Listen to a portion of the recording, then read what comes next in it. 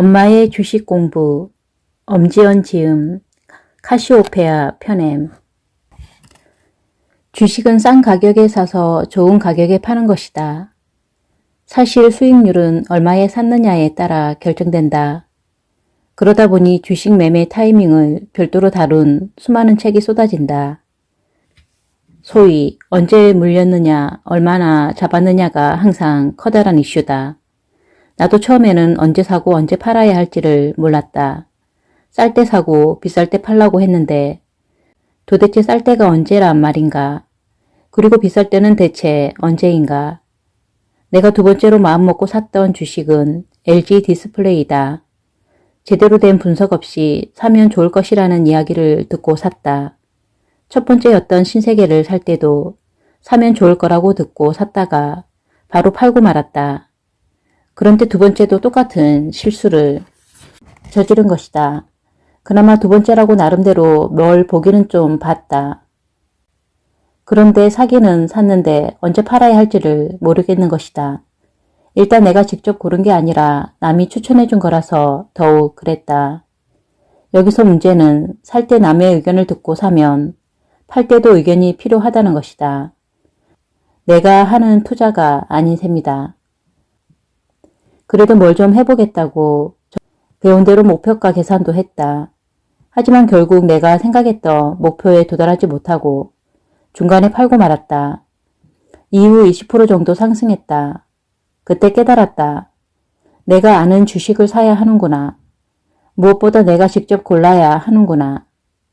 내가 직접 고른 주식은 언제 팔아야 할지를 안다.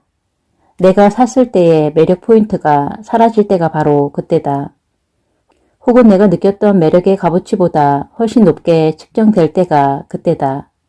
샀을 때의 매력을 느끼지 못한다면 그때가 바로 팔아야 할 타이밍이다. 처음에 나는 LG화학을 샀을 때 미래에너지 사업에 가장 끌렸다. 환경 문제가 크게 느껴졌고 앞으로도 중요한 이슈라고 생각했기 때문이다. 이후 LG화학은 배터리 사업으로 주목받았고 배터리가 전기차의 인기와 맞물리면서 내가 느꼈던 매력보다 좀 더 높게 측정되기 시작했다. 나는 증권사 리포트를 참고해 50만 원이면 잘 받는다고 생각했다. 그런데 그 가격을 훌쩍 뛰어넘어 일반 화학회사의 가격을 넘어서는 주가가 형성된 것이다. 이제 정리해야 할 시점이 왔다고 생각했지만 바로 팔지는 않았다. 좋은 이슈가 계속될 때는 팔지 말라는 피터 린치의 말이 기억났다. 그러던 중 배터리 사업부 분사 소식이 들렸다.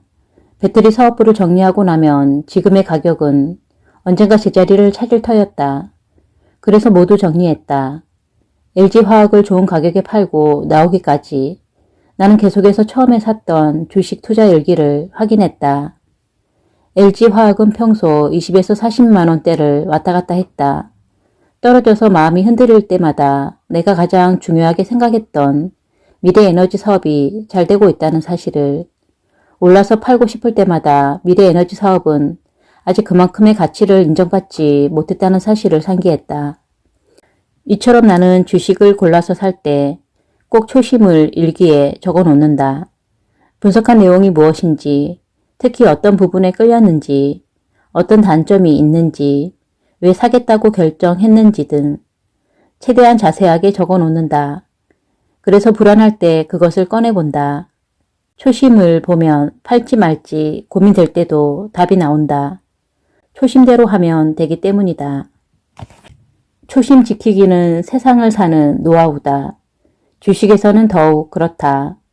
그리고 앞서 언급한 좋은 소식이 계속되면 팔지 말라는 피터 린치의 말도 기억하자.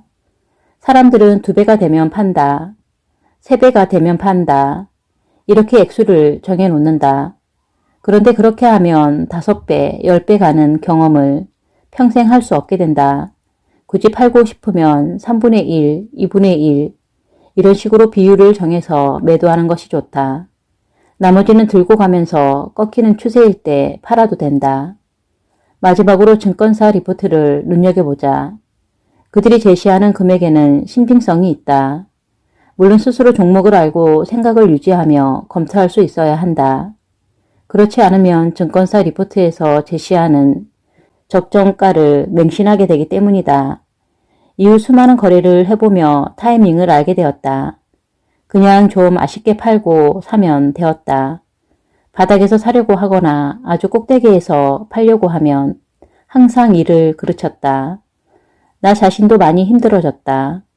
아이가 조금만 보채도 그 타이밍을 맞추기가 힘들었다.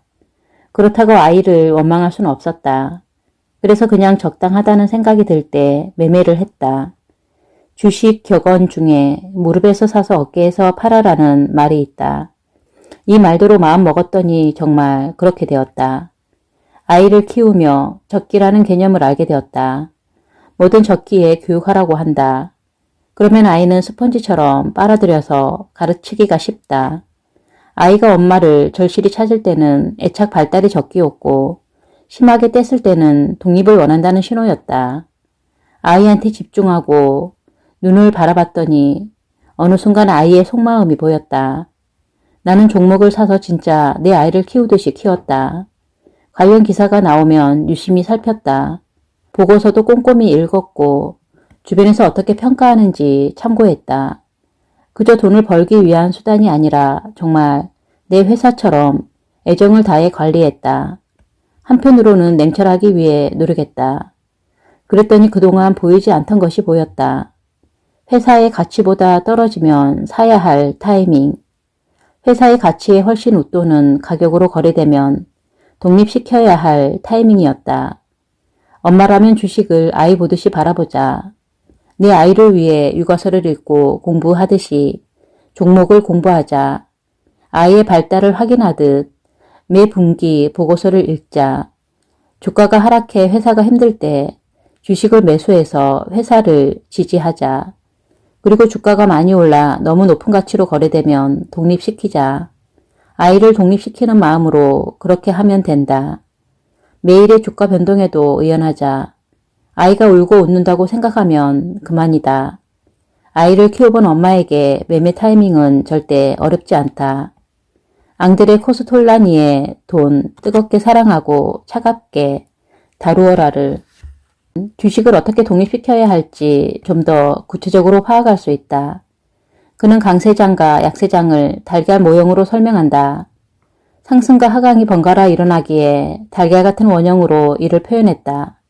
아무도 관심이 없고 사지 않을 때가 바로 조정 국면이다. 이때 소심파는 대중과 반대로 소신껏 좋은 회사를 골라 투자하기 시작한다. 바로 우리 엄마들이 뜨겁게 사랑해야 할 때다.